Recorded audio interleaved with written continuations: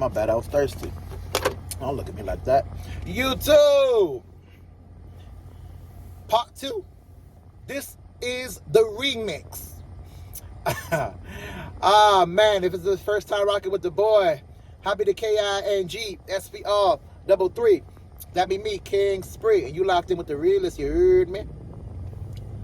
We got a beautiful day here in Las Vegas, Nevada. I already did this as a part 2, so same exact weather. But either way, I'll say weather about 61 degrees outside. A couple clouds in the sky, praise to the Most High.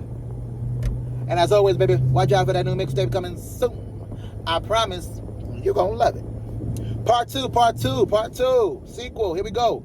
So, if you're uninformed, the part 1 was who killed Miami Dating and when? Who killed Miami Dating? Who's responsible for this? Who did it? Who's the culprit, right?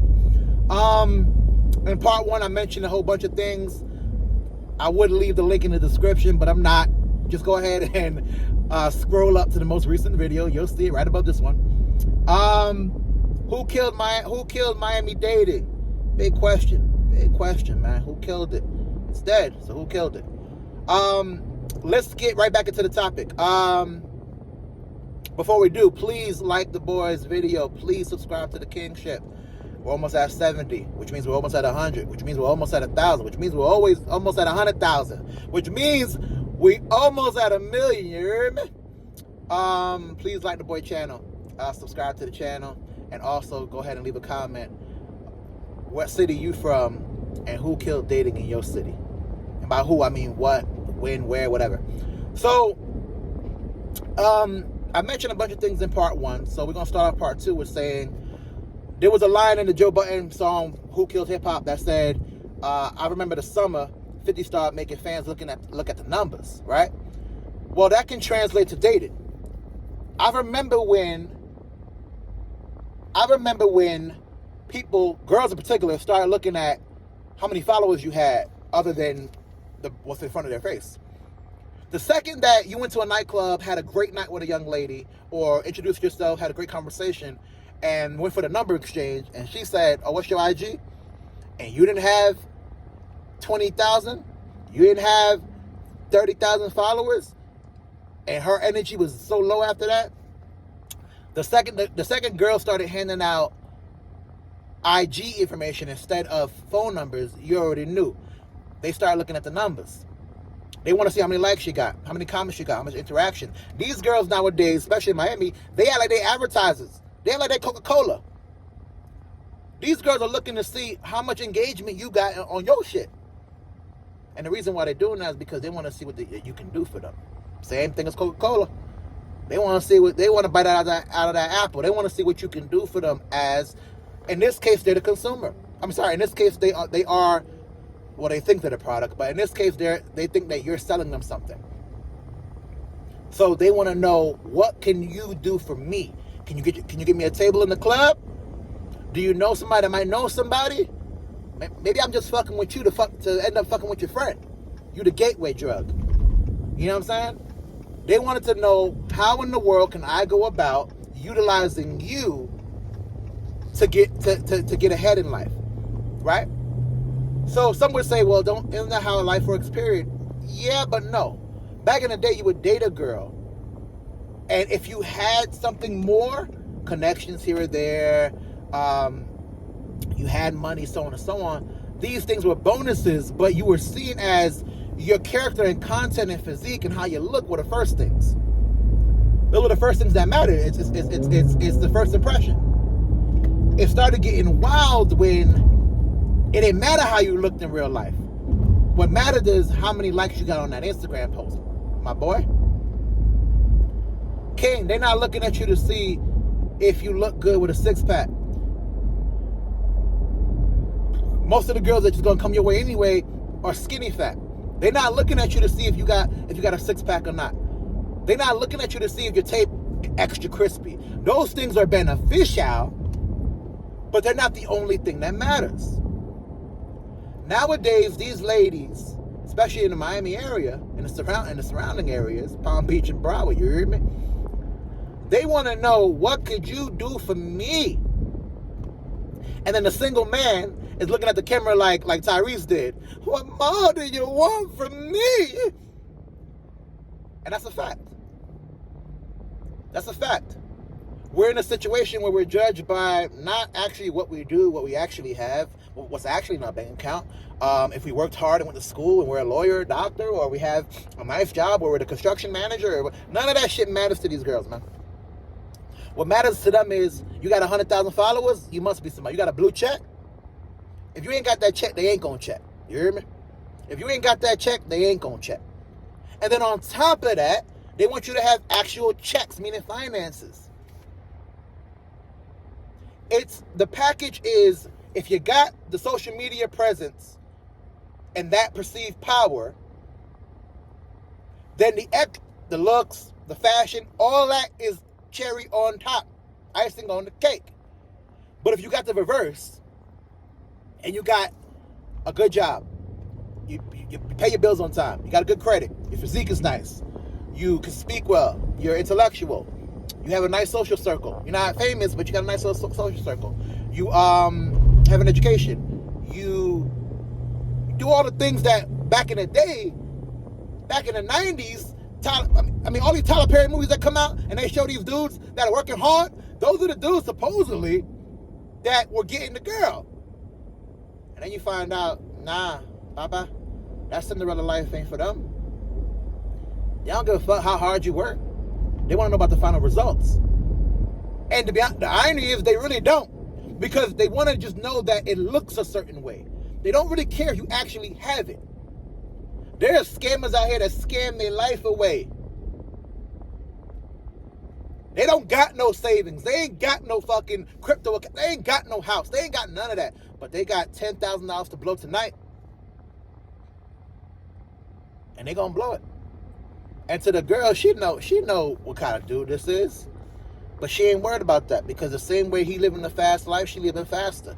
He driving 100 miles per hour, she driving up $120. Because down there in the jungle, Miami Gardens and the rest, that's what it's about, bruh. We'll keep it a buck. That's what it's about. Those girls between the ages of 18 and younger than that, but we don't deal with that. 18 and up to 40 in Miami, bruh. These girls ain't no fucking wives. Y'all here trying to play the game, dog. Y'all playing the game backwards with these hoes, man. And mind you, I'm not talking about all women altogether. I'm speaking about the type of woman that you would see like on the Fresh and Fit podcast with OnlyFans. Bruh, y'all playing the game backward with these hoes, man. Y'all moonwalking with these hoes. Because they're not going to offer you nothing. They're not even going to offer you sex. Back in the day, it used to be, you bag one of these little girls with a big butt. They were seen as stripper type, right? Tattoos, big lashes. They dressed, real like designer wear. They were seen as, like you knew they vibe. You knew they was coking up in the bathroom. We done dealt with a couple of them. You knew the day vibe was, they get money, and you knew that your vibe wasn't that. But for the night, because you wanted to make it happen, you might figure it out. You might go to that ATM, take out $2,000 and see what's up. For the ones that could afford to do that. But as we grew up, we metamorphed into a situation where every girl's like that. Which leads me to my next point. Who killed hip-hop and when? Bro, we got to go with OnlyFans. We got to go with OnlyFans. Bro, it's in the motherfucking name. These girls look at us as OnlyFans.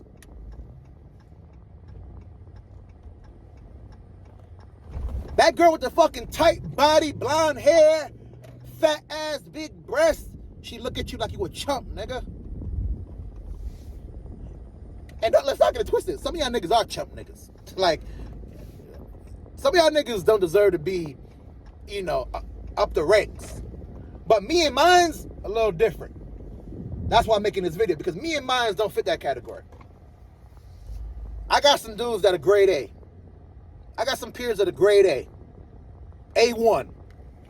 And when the A1s gotta be treated like they fucking subprime, that's a problem. That's a problem. When the A1s are treated like they're subprime, that's a problem. But in Miami and places like Miami, but Miami in particular, let's not get twisted, Miami in particular, it's a situation where it's like, bruh, shawty, like, what more you want? I got my money right. No, I ain't rich, but how many niggas really are? I live by myself. I take care of myself. I don't want for nothing. Credit solid. Credit 750 and up. I own my crib. I got little investment properties for the ones that have that. I got an education. I drive a solid car. I'm whipping around in a goddamn 2019-20 Beamer. I got a nice little Charger RT. Press the fucking button and this shit go boom. Like, what the fuck else y'all want? You got a fucking, you in your Corolla. You in a goddamn Corolla. You live with your moms. These girls live with their mothers, bro. And they judging you on what you got and what you don't got. We taking these girls literally from their mother's bosoms. And they judging you on what you don't have and what you do have. Bro, come on, man. So who killed Miami dating? OnlyFans. When that shit dropped. And when that shit got more popular, and when girls started learning how to finesse the system, we went from Instagram where they were treating us like fans anyway, but now I can actually get paid and treat y'all sucker niggas like fans, and y'all gonna actually pay $20.99 or $19.99 a month to see me wear lingerie. The same photos she's sending to a dude she really like, she putting on OnlyFans. The suckers are paying for that, bro. There's suckers. There be girls that put on their Instagram in the morning, and I be unfollow, bruh. Some girls I follow, I'm like, damn, she looks pretty good. Let me follow. I just want a little eye candy on my timeline. As soon as I see shit like this, I unfollow. There be girls that be like, yo, good morning, babes. What is he? Who gonna pay for my breakfast today? And then the girls will send screenshots of actual cash apps from random niggas that are sending her $50, $100, $200. If they're doing that for breakfast on a whim, imagine the sucking niggas that are really out here paying these girls bills for real. And I don't mean no baller that got it like that that's fucking her. I mean the fucking random nigga in Wisconsin right now that's hitting this girl up with $300 every week. Now imagine having 10, 20, 30 guys hit you off with $300 every week. Yeah, you're going to look at us like fans. You're going to look at us like fans. So, who killed Miami dating and when? OnlyFans. Whenever that shit started popping. Another thing that killed Miami dating. LeBron. Now, somebody listening like, LeBron James? What LeBron got to do with this? Well, when LeBron left Miami, he created a trickle-down effect. Miami went from being the spot to be to just Miami. Now, some would beg the difference. Some would say, nah, bro, you must not have been there in a while. Miami's still that spot. Miami has always been a destination that people want to go to. That's never been a question. From the 70s on, since cocaine started coming into over the water, Miami's been a place that people want to go to. That's not what we're at. That's not what we're saying. The club scene started to die in 2014. I don't care what you're saying. It did. And it's dead now. When they started doing that Wynwood gentrification, when they started going around knocking on people's doors, talking about how much I want for this, we about to start building shit up. Miami club scene is dead. I don't give a fuck what story telling you. Shit dead. Once Mansion closed down and places like that, shit dead. That shit Thriller out there. That shit COVID protocols. They had COVID protocols back in 2014, 15. Miami clubbing scene has been dead for a while. Now, some of my peers are just starting to see this. I've been saying, yo, going to those big clubs ain't the move. One, it ain't even popping as far as like the actual music like that. Two, you got to pay a premium to get in or know somebody. Three, the girls are going to look at you like you little bro. They going to little bro you in that motherfucker. They're not going to give you the respect that you deserve or need, no matter how fly you are, no matter how much you got your shit together on the flip side. You heard me? They're going to little bro you. So, as a result, who killed Miami dating and when? Man, I'm going to say LeBron. Because when LeBron left, Miami stopped being seen as like the place to be no matter what. Bro, when LeBron was there, that's when Drake was coming up. Ross, Wale, Wayne, everybody was in Miami, bro. Everybody was in Miami. Music came through Miami for that 4-year span. Music, sports, entertainment, anything you want to talk about was in Miami at that time, bruh. Hip-hop had a huge influence. When LeBron left, went back to Cleveland, bruh, a lot of things started to change, bruh. Wade left. like Chris Bosh got the blood clot situation. He had to go. Now you're relying on Jimmy Butler. I'm comparing it to basketball, but the reality is basketball, especially Miami Heat in particular, it has a lot to do with how the city works. For example, when LeBron was there and they were winning championships, when the Heat would win a big game or when the Heat would win a championship, the city would have an influx of people there to see the game. The energy would be high. The clubs would be popping.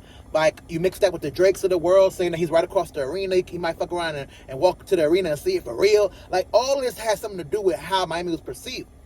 So people were really like, yo, the ones that were in town were going down. We're going downtown. That's a fact.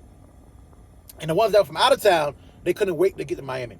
They couldn't wait to see what this life is like. Slowly but surely, it started being, once LeBron left, man, we started seeing Flowtopia, and we started seeing them people from Mississippi and Alabama. They came and they was like really messing up the city during the summer, during Memorial Day weekend. Like, a lot of things started to turn in a negative direction when LeBron left. You know, I might agree, I might not, but that's my perception on it. This is a touchy subject, but I'll get into it anyway. Who killed Miami dating and when? The Me Too movement. Let's talk about it. Before I talk about it, let's just say this off the bat. Anybody that is coercing or forcing women or outright actually raping women are disgusting. And they should be locked up forever. They should die, but they should be locked up forevermore. Any true story, they should be locked up forevermore. But not all stories are true stories. Now, I ain't the one to know who's what. I wasn't there. But what I'm saying is, we know not all stories are true stories. You take a situation like Derrick Rose, when he was accused of actual sexual assault, and then he was proven not guilty, and nothing happened to the girl. So my point I'm making is, when people started realizing, oh, you could, or girls in particular, started realizing, oh, you could essentially accuse somebody of something. It don't even got to be actual sexual assault. Anything against a woman. Anything. If you critique their outfit, their hair, how their body looks, suggest they should lose weight, suggest they should make more money, anything, you are going to be not only bashed, you're going to be socially crucified. You're going to be canceled. Well, that has a trickle-down effect to dating. Because if you are at a point where you can't say a word about a woman, how can you be a presence in the relationship, or even try, when you're walking on pins and needles? And then take what women now, their side, when they live in a world where nothing is going to happen. They don't need a lot of pretty girls don't need to have real jobs. They don't need to have educations. They don't need to have great credit. They don't need to learn things. They don't need to go out of their way to be anything. Now, granted, there are some that a lot of them are, but a lot of pretty girls, you start checking their resume, they ain't really got much anything. And now you add to the fact that you can't say nothing against them too. Well, then, if their daddy's gonna baby them, the world's gonna baby them. When are they gonna grow up? And the answer is they're not. So now, how dating is affected is, now that successful man that used to be successful in the 90s, successful doing his community, now that dude is trying to date girls that are, think about Hot Girl Summer. They trying to date girls that have an unrealistic perception on what a man's supposed to deliver. It affects the dating pool more than we understand. It affects the dating pool more than we understand. One more, we'll get up out of here. Who killed hip hop and when? And I gotta put some blame on guys. Gentlemen, when y'all started faking things on Instagram, it really fucked up for the rest of us. When y'all started faking the kind of cars y'all own, faking what kind of watch you got. Bro, I had somebody, Doug.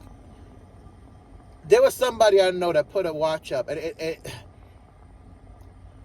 put a watch up that it was a nice Rollie. It had to be 40 grand, 50 grand. And I'm sitting here looking at this watch, and I'm like, you think that I think that you have 40 grand to blow on a watch? You think that I think that you have 40 grand to blow on a watch? Bruh, when people started doing that, it creates a trickle-down effect. Because now my little Seiko mean nothing. My little Movado mean nothing. My little watch mean nothing now. But even though you get a Grand Seiko, a Grand Seiko can run you fucking 30 grand. The fucking craftsmanship on that shit is amazing, immaculate. It's one of the top tier watches. But these girls don't know that shit. You get a Movado for $2,000, $3,000, $4,000, $5,000. You telling me a $5,000 watch don't mean nothing? These little girls don't know that shit. All they know is names. Hugh Blow, Richard and Millie. You know what, bro? That's not even realistic to wear. Now back to the Rolex. A Rolex is a little more affordable than those other ones I named, Hugh Blow, so on and so on. But the reality is, how many people are really going to be sitting in a situation where they can afford a Rolex? If you driving a fucking car under 20 grand, 30 grand, 40 grand, 50 grand, you driving any kind of regular car, then you don't have enough money to buy a $40,000 Rolex. Stop lying to yourself. So the lying has a trickle-down effect, because now it makes suckers think like, oh, I don't really need to be on my P's and Q's like that.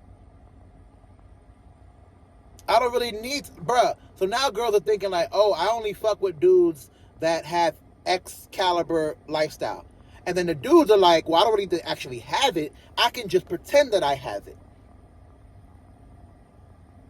And for the real niggas, it creates a trickle-down effect. It makes us get in a situation where we can't really compete unless we're willing to do the same things that they're willing to do, which is lie. Anyway, man, I know it's a longer video. This is a part 2. I'm gonna end it there. Who killed Miami and when? Or who killed Miami dating and when? Man, leave a comment down there. Y'all let me know what city y'all from, and let me know if dating's dead in y'all city. And if it is, who killed it and when? Like the video. Please subscribe to the boy channel. We're almost at 70 subscribers. Please subscribe to the channel. I appreciate each and every one. Being at 70 means we're almost at 100. Means we're almost at 1,000. Which means we're almost at 100,000. Which means we're almost at 1,000,000. I know it sounds far-fetched, but a boy can dream, can't he? Anyway, this has been a message brought to you by the good people over here at Spree ENT. We all we got.